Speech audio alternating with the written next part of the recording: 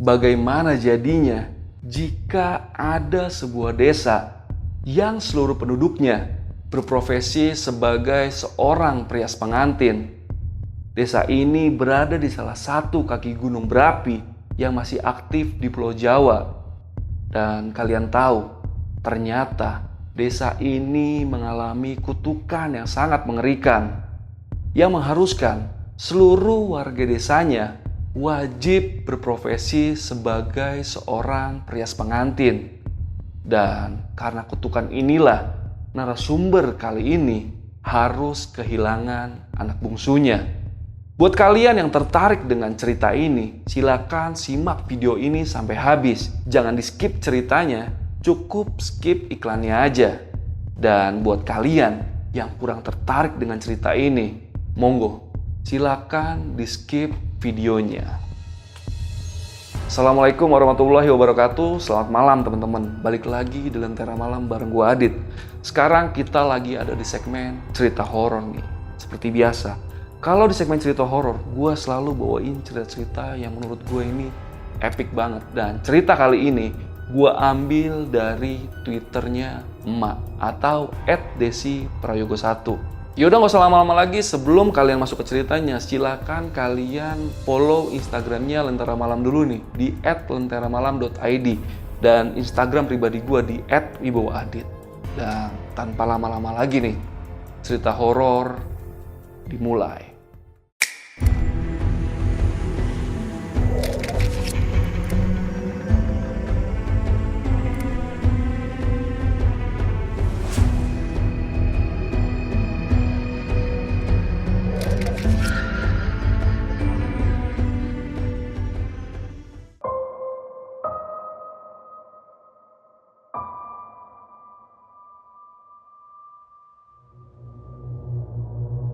Yuli adalah nama narasumber yang mengirimkan cerita ini kepada tim Emak selaku tim penulis cerita ini. Yuli sendiri adalah seorang ibu rumah tangga dan memiliki 2 anak perempuan. Yang pertama bernama Titis berusia 7 tahun dan yang kedua bernama Tania berusia 5 tahun. Suami Yuli bernama Mas Wijak atau di rumah akrab disapa dengan Mas Wi. Yuli hadir dari sebuah desa yang sangat terpencil dan jarang terjamah dari dunia luar. Tapi ada yang unik dari desa tempat kelahiran Yuli ini. Dan hal itu yang menjadikan pembeda dengan desa-desa yang lainnya. Secara spesifik, desa asal Yuli ini sama dengan desa-desa yang lain. Sangat asri dan warganya ramah-ramah. Letak tempat tinggal Yuli ini berada di lereng salah satu kaki gunung berapi yang masih aktif di Pulau Jawa. Di desa itu masih dapat kita jumpai rimbunnya hutan, air sungai yang sangat jernih, dan udara yang sangat sejuk. Tapi jangan salah, di balik keindahannya, desa itu masih menyimpan sejuta misteri yang terkubur rapat di dalamnya. Dan faktanya, bahwa semua penduduk desa wanita di desa itu memiliki satu profesi yang sama. Semua berprofesi sebagai perias pengantin. Yang Yuli tahu, desanya itu telah dikutuk oleh seseorang yang sering mereka sapa dengan nama Nyai. Sosok Nyai ini sangat disegani oleh semua masyarakat di desa itu, termasuk keluarga Yuli sendiri. Profesi sebagai perias pengantin adalah satu profesi wajib dari wanita di desa itu. Katakanlah seperti orang tua Yuli. Memang kesehariannya ia bertani, tapi sebenarnya profesi utama orang tua Yuli adalah perias pengantin. Jadi kalau sewaktu-waktu ada orang yang mau memakai jasanya untuk merias pengantin, tapi waktunya bersamaan dengan musim panen, mereka akan lebih mengutamakan untuk merias daripada panen di sawah. Dan bahkan mereka rela membayar orang lain untuk menggantikan tugas mereka panen di sawah. Bagi mereka panen itu bukanlah sesuatu yang penting, dan mereka percaya kalau sampai mereka menyepelekan profesi merias pengantin, bisa-bisa mereka akan mendapatkan masalah di dalam hidupnya yang selalu datang silih berganti. Para saudagar di sana pun memaklumi hal tersebut karena istri-istri mereka juga menggeluti profesi yang sama, yaitu seorang perias pengantin. Menurut sepengetahuan Yuli, sumpah sang nyai ini tidaklah main-main, di mana nyai itu bersumpah, siapa saja perempuan yang telah menginjakkan kakinya di desa ini, artinya dia sudah menyerahkan jiwanya secara penuh untuk menjadi pengerias pengantin. Dan itu akan menjadi pekerjaan utamanya. Apabila ada di antara mereka tidak menjalankan sumpah ini, maka satu desa akan terkena musibah dan akan datang kesialan dalam hidup masing-masing orang. Bukan hanya sekali, melainkan selama orang itu masih bernyawa. Kurang lebih seperti itu sumpah sang nyai yang diketahui Yuli berdasarkan apa yang disampaikan oleh ibunya. Dan sumpah itu akan terus diwariskan secara turun-temurun kepada keturunan masing-masing warga asli desa tersebut. Nggak ada yang tahu nih pastinya kapan sumpah itu dibuat, dan nggak ada yang tahu juga kapan pastinya sang nyai menyampaikan sumpah tersebut kepada masyarakat desa tempat Yuli.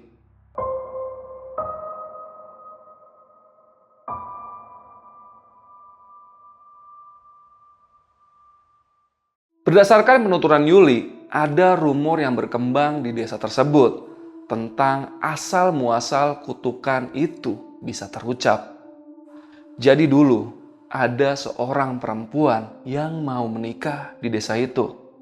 Kemudian wanita itu meminta tolonglah kepada salah satu warga yang berprofesi sebagai perias pengantin di desa tersebut untuk dimintai tolong merias wajahnya. Usut punya usut, ternyata perias tersebut menolak untuk merias wajah wanita itu dengan alasan keluarga perempuan dan calon suaminya itu sangat miskin sehingga mereka tidak mampu membayar jasa perias pengantin. Alhasil perempuan itu menikah dengan wajah yang kusam karena tidak dirias dan akhirnya menjadi bahan pembicaraan banyak orang. Perkataan warga inilah yang membuat perempuan itu akhirnya sakit hati hingga akhirnya dia pergi dari rumah dan meninggalkan sang suami yang baru menikahinya. Dan ternyata dia pergi berguru ke rumah seorang sinden terkenal di daerah itu. Banyak yang bercerita kalau perempuan itu akhirnya memperdalam 3 buah ilmu yang nantinya akan menjadi pembagian 3 kelompok perias pengantin di desa tersebut. Dan sebenarnya nama nyai tersebut adalah Kuntari.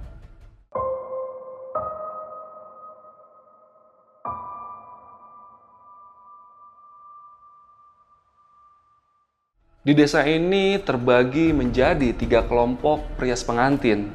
Yang Yuli tahu, kelompok tersebut dibedakan berdasarkan pemberian tumbalnya.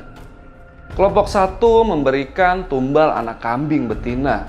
Kelompok 2 memberikan tumbal penggalan kepala sapi betina. Dan kelompok ketiga memberikan tumbal anak gadis manusia. Dan ibu dari Yuli ini adalah bagian dari kelompok 3, yaitu kelompok yang memberikan tumbal anak gadis manusia. Tapi nggak semua nih anak manusia yang cewek dijadikan tumbal, melainkan ada kriteria khusus agar bisa dijadikan tumbal. Yang pertama, anak perempuan harus berambut ikal dan berwarna hitam panjang. Yang kedua, lahir dengan weton Jumat Kliwon. Yang ketiga, belum akil balik. Yang keempat, masih suci. Dan yang terakhir, belum pernah merasakan jatuh cinta ke lawan jenis. Biasanya tumbal itu akan diminta 1 tahun minimal 1 kali. Apabila bisa memberikan lebih dari 1 dalam tempo 1 tahun, maka bisa dipastikan orang tersebut akan sangat diagung-agungkan oleh orang-orang di kelompoknya. Biasanya Ibu Yuli memberikan tumbal 1 anak. Dan kalau kebetulan ketemu 2, ya ibunya akan memberikan 2 kali dalam setahun. Katanya sih income yang didapatkan oleh ibunya jauh lebih besar apabila beliau bisa memberikan tumbal lebih dari 1 kali. Meski begitu, masyarakat di desa itu hidup makmur dan sejahtera. Tidak ada nih kasus kelaparan atau pengangguran di desa tersebut. Semua orang di desa itu seakan memiliki perannya masing-masing, punya tugas dan tanggung jawab masing-masing juga. Mereka saling bahu-membahu dalam hal yang sangat menyesatkan. Dan kurang lebih seperti itulah gambaran mengenai desa tempat asal Yuli sesuai dengan yang dia ceritakan.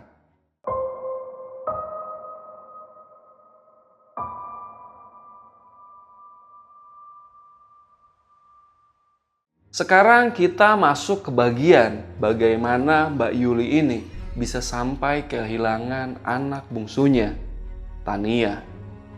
Yuli yang saat itu masih remaja dan berusia 16 tahun, dia berharap segera memiliki suami dari daerah lain, sehingga dia bisa pergi, diboyong dari desa yang mengerikan itu.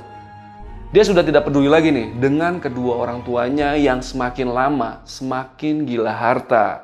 Yuli sudah tidak kuat lagi melihat teman-temannya meninggal satu persatu karena dijadikan tumbal oleh kelompok ibunya itu.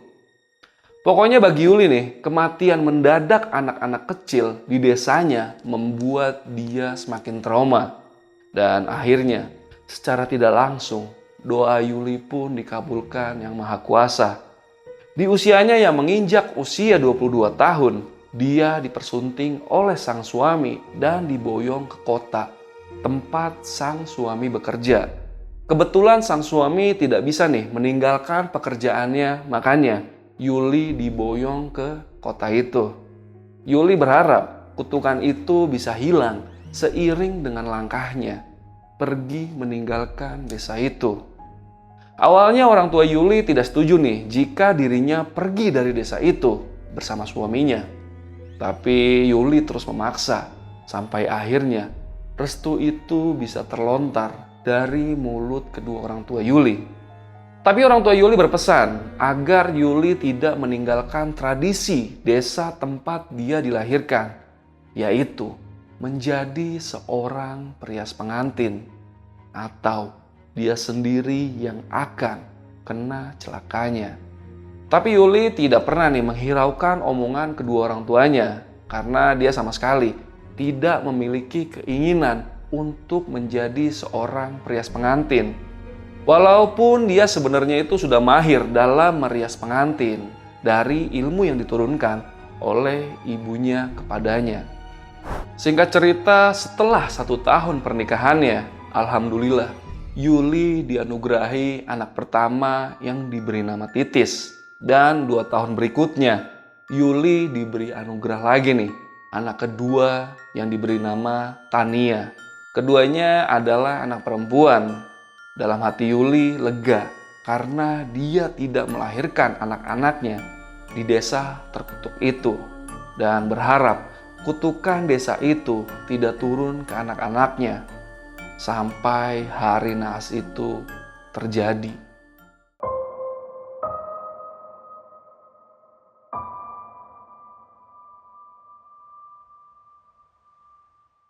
Sore itu Yuli kedatangan salah satu temannya yang bernama Titin. Ini dinotis sedikit ya. Titin nama temannya. Kalau anak pertama Yuli itu bernama Titis. Nah, ketika Titin masuk ke rumah Yuli, dia nggak sengaja nih melihat ada perlengkapan rias yang berada di sebuah meja di dekat sofa di rumah Yuli. Meja itu adalah meja rias Yuli yang dia bawa dari rumahnya di kampung dulu. Selain membawa meja rias, Yuli juga membawa semua alat riasnya dan make up-nya yang dia kumpulkan dulu. Meja rias serta perlengkapan itu sebenarnya akan dibuang oleh Yuli. Mungkin karena dia ingin benar-benar lepas dari bayang-bayang desa tempat dia dilahirkan. Tapi karena terbatasnya waktu dan karena harus mengurus rumah tangga, meja rias tersebut masih tetap berada di rumah Yuli. Melihat macam-macam riasan yang Yuli punya membuat Titin tertarik. Dia langsung meminta Yuli untuk merias wajahnya dan dia minta dia dirias seperti pengantin adat Jawa. Kebetulan alat rias milik Yuli ini semuanya masih lengkap dan Yuli di situ sempat menolak permintaan Titin karena sedang kurang enak badan dan sudah tidak mau berhubungan dengan dunia rias pengantin lagi. Karena dia pun masih trauma dengan apa yang terjadi pada teman-temannya dan anak-anak yang sering mati mendadak di desanya dulu. Tapi Titin terus-menerus memaksa Yuli untuk tetap merias wajahnya. Dan setelah beberapa lama Titin terus memintanya untuk merias wajahnya, akhirnya Yuli pun menuruti permintaan Titin karena tidak enak hati. Yuli beranjak dan mulai merias sesuai permintaan Titin. Dan Yuli merasa ada yang aneh di dalam dirinya. Mendadak dia seperti orang yang sedang penuh semangat. Padahal dari tadi dia merasa tubuhnya lemas dan kurang enak badan. Dia kebingungan dengan perubahan dalam tubuhnya itu dan tanpa berpikir yang aneh-aneh. Pikirnya waktu itu mungkin moodnya kembali bagus ketika memegang alat rias miliknya itu. Karena kan memang itu bidang keahlian dia yang diturunkan oleh orang tuanya. Dan singkat cerita, Yuli pun mulai merias wajah Titin sesuai permintaannya, yaitu dirias layaknya riasan pengantin dengan adat Jawa. Saat itu Yuli merias Titin tanpa ada jeda istirahat sama sekali. Sambil sesekali dia mengamati barangkali ada yang salah dan langsung dibenarkan. Dia merasa saat itu benar-benar sangat serius sekali dan sangat bersemangat saat merias Titin. Dan tidak terasa, hari sudah mulai menjelang gelap. Ini adalah pengalaman pertama dan terakhir Yuli merias wajah orang lain setelah dia keluar dari desa asalnya. Dan saking asiknya merias wajah Titin, Yuli melupakan salah satu pantangan yang seharusnya tidak dia lakukan saat itu. Dan benar saja, ketika Yuli sudah hampir selesai merias wajah Titin, tiba-tiba terdengar ada sesuatu yang dilempar ke kaca jendela rumahnya. Mereka berdua pun langsung berlari ke arah luar rumah. Dan benar saja, mereka melihat kaca jendela Yuli sudah dalam kondisi retak. Buru-buru Titin lari keluar untuk mencari siapa orang yang iseng melempar kaca jendela itu. Dan begitu Titin keluar, dia lihat dari balik pagar, lingkungan sekitar rumah Yuli sangat sepi dan tidak ada orang sama sekali. Hening yang tidak biasa. Bahkan di situ Titin sampai merinding dan buru-buru masuk lagi ke dalam rumah Yuli. Menurut Titin, saat dia masuk ke rumah, dia melihat Yuli masih berdiri dengan keadaan bengong melongo. Titin berusaha menenangkan sahabatnya itu sambil berkata, mungkin itu hanya sikap iseng dari anak-anak sekitar rumah saja. Tapi entah kenapa, perasaan Yuli seperti tidak tenang dan sangat gelisah. Tubuhnya kembali lemas, padahal sebelumnya penuh semangat saat merias wajah Titin. Dan tiba-tiba tangan Yuli langsung meraih tubuh Titin. Dan dengan seksama Yuli mengamati riasan di wajah Titin. Betapa terkejutnya Yuli waktu itu saat mendapati bentuk riasan di wajah Titin. Sebenarnya gak ada yang salah dengan riasan itu. Tapi sebenarnya riasan itu tidak bisa sembarangan diaplikasikan ke wajah orang. Karena jika ingin merias seperti itu, Yuli harus melalui ritual tertentu. Seperti yang biasa dilakukan oleh para perias di desa Yuli dulu. Karena nantinya Nyai akan menagih tumbal kepada sang perias. Sebab riasannya itu sudah dianggap dibeli oleh orang lain. Meskipun saat itu Titin tidak membayarnya. Tapi secara tidak langsung Titin sudah memakai jasa Yuli untuk merias dirinya. Dan Yuli sudah merias sesuai permintaan Titin. Buru-buru Yuli mencari kalender di rumah untuk melihat hari itu hari apa. Dan naasnya lagi, hari itu tepat malam Jumat Kliwon. Yuli sebenarnya ingin langsung menghapus riasan di wajah Titin. Tapi dia teringat perkataan ibunya. Karena ibu Yuli nih pernah berkata, kalau riasan yang sengaja dihapus untuk menghindari dirinya dari Nyai, maka bala musibah akan selalu menyertai hidupnya. Maka dari itu, Yuli langsung mengurungkan niatnya dan langsung mengambil kunci motornya lalu pergi ke rumah mertuanya. Karena saat itu nih, kedua anak Yuli sedang bermain di rumah mertuanya. Saat itu di pikiran Yuli hanya terngiang-ngiang nama Tania. Entah kenapa, rasanya saat itu Yuli ingin segera berada dekat dengan Tania. Ditinggalkanlah Titin dan dia langsung pergi ke rumah mertuanya. Kemungkinan Titin juga langsung pulang saat itu. Meskipun dalam hati Titin tersirat banyak pertanyaan dengan apa yang terjadi pada Yuli.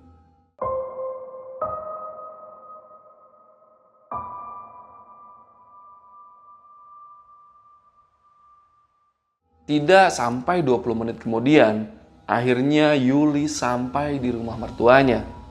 Di sana Yuli melihat Tania sedang bermain di teras bersama Titis. Melihat sang ibu datang, Tania dan Titis langsung menghampiri posisi Yuli berada. Yuli pun langsung masuk ke dalam rumah sambil menggandeng anak-anaknya. Dipeluk eratlah kedua anaknya sambil menangis. Di dalam dadanya dipenuhi rasa bersalah. Tapi di sisi lain, dia tidak tahu nih harus berbuat apa. Jadi Yuli memutuskan untuk menyimpan semuanya sendiri. Berhubung hari sudah gelap dan kebetulan anak-anaknya belum mandi sore, Yuli pun langsung meminta anak-anaknya untuk segera mandi saat itu juga. Disiapkanlah baju ganti anak-anaknya. Tapi begitu dia memegang baju Tania, lagi-lagi dia merasa duka yang begitu dalam. Serasa Tania sebentar lagi akan pergi jauh meninggalkan dirinya.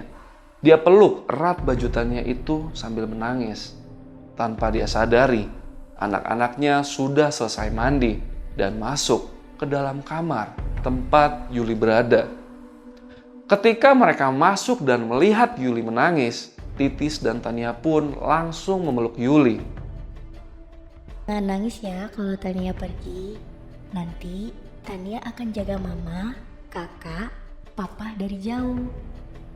Udah ya ma, jangan nangis lagi. Tania sayang sama mama. Sambil memeluk Yuli, tiba-tiba Tania berkata seperti itu.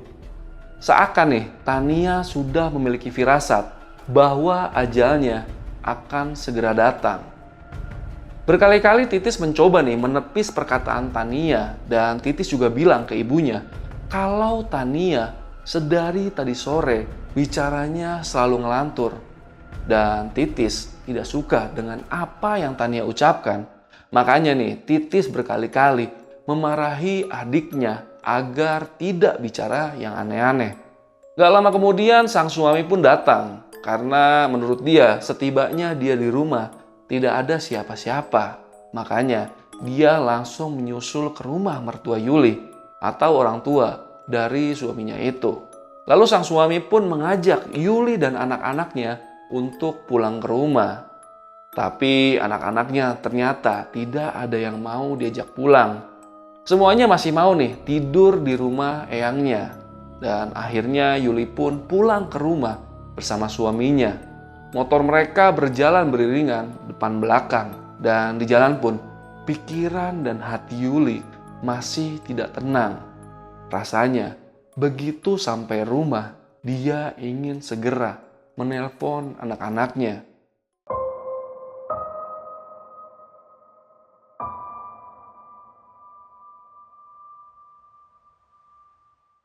Setibanya di rumah, Yuli langsung membersihkan diri. Setelah itu, dia mau merapikan koleksi make up yang tadi dipakai untuk merias Titin.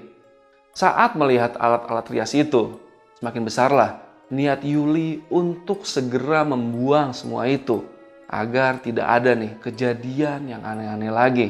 Baru setelah itu, ia ingin segera menghubungi anak-anak di rumah mertuanya. Belum selesai Yuli membereskan alat-alat riasnya, tiba-tiba ibu mertuanya menelpon dan memberi kabar bahwasanya Tania badannya tiba-tiba demam, sedangkan Titis terus-menerus menangis melihat kondisi adiknya. Tanpa berlama-lama, Yuli dan suaminya langsung balik lagi nih ke rumah mertuanya dengan berboncengan. Dan sesampainya di rumah sang mertua, Yuli langsung lari masuk ke dalam rumah sampai-sampai helmnya langsung dia lempar. Dengan kondisi berderai air mata, Yuli langsung masuk ke kamar tempat Tania tidur. Dan di situ dia kaget melihat kondisi Tania sudah pucat dan lemas. Padahal tadi sebelum dia pulang ke rumah, anak itu masih baik-baik saja. Tapi kini Tania harus berbaring lemas di tempat tidurnya. Yang lebih mengejutkan lagi, tiba-tiba tubuh Tania menyusut menjadi sangat kurus. Nangislah Yuli dengan sejadi-jadinya melihat keadaan anaknya yang tiba-tiba jadi seperti itu. Nak, kamu kenapa, Nak? Kenapa bisa seperti ini, Nak? Maafin ibu, Nak. Yuli pun segera memangku anaknya yang sudah terkapar lemas sambil berderai air mata. Di atas pangkuan Yuli, Tania dengan tubuh lemasnya berkata, Tania pergi dulu ya. Tania sayang sama Mama. Ibu sudah jemput Tania, Ma. Peluk Tania, Ma, sekarang. Mendengar permintaan anaknya, Yuli pun langsung memeluk tubuh Tania sambil berderai air mata. Sampai akhirnya Tania menghembuskan nafas terakhirnya di pangkuan Yuli. Tangis Yuli pun pecah sejadi-jadinya. Dia peluk tubuh dingin Tania dengan erat. Dan dia nih berkali-kali coba goncang-goncangkan tubuh Tania dengan harapan agar Tania membuka matanya kembali. Tapi nyatanya Tania sudah benar-benar pergi. Tubuh kecilnya berubah drastis secara seketika. Anak yang gemuk, lucu, dan periang kini meninggal dalam kondisi tragis dan secepat itu. Tubuhnya kurus, seperti orang yang terkena penyakit kronis. Padahal semua orang tahu kalau Tania ini anak yang sehat. Jasad Tania pun mulai dilakukan prosesi sebelum pemakaman yang akan dilakukan besok pagi karena hari itu sudah cukup malam. Mertua Yuli pun mengumumkan nih kepergian cucunya kepada para warga sekitar agar dibantu pasca pemakaman dan pemakaman besoknya. Dan warga pun mulai berdatangan ke rumah mertua Yuli. Yang jadi pertanyaan Yuli dan keluarganya adalah sosok ibu yang disebutkan Tania di akhir hidupnya.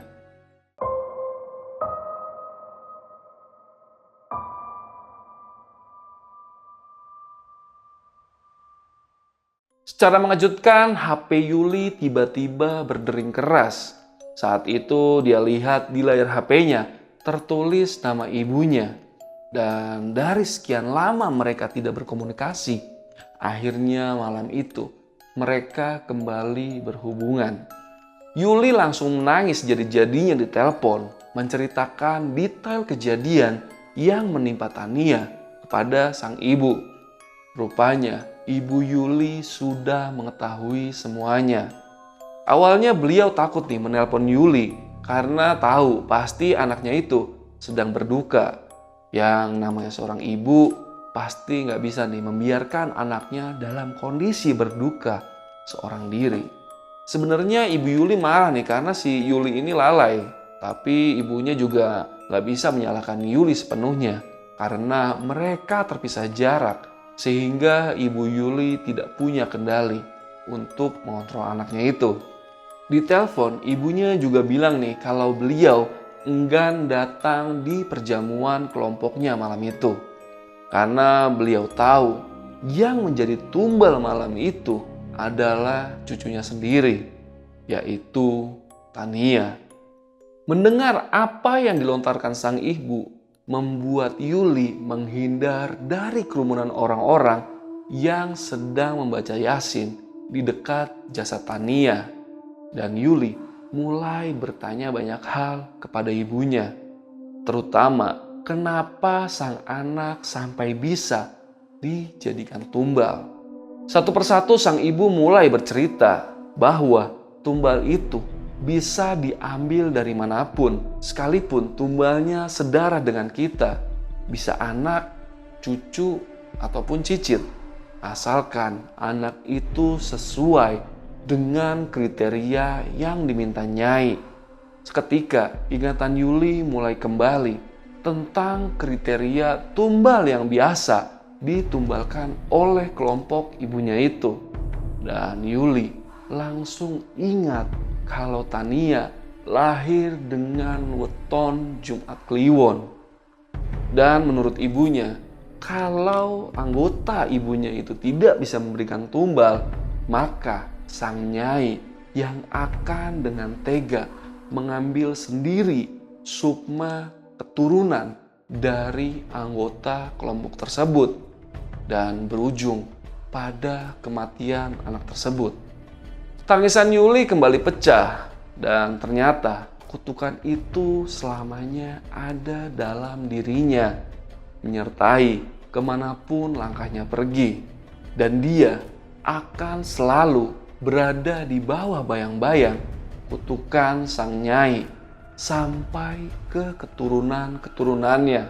Dan jawaban dari siapa sosok ibu yang disebutkan Tania di akhir hidupnya, kemungkinan besar itu adalah sosok Nyai yang menjemput sukmanya.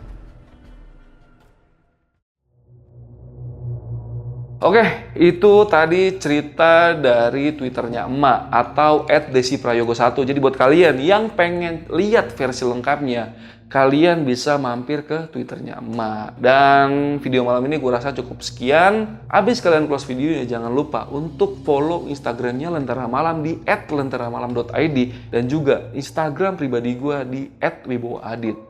Yaudah, paling malam ini cukup segitu aja. Gue Adit dari Lentera Malam.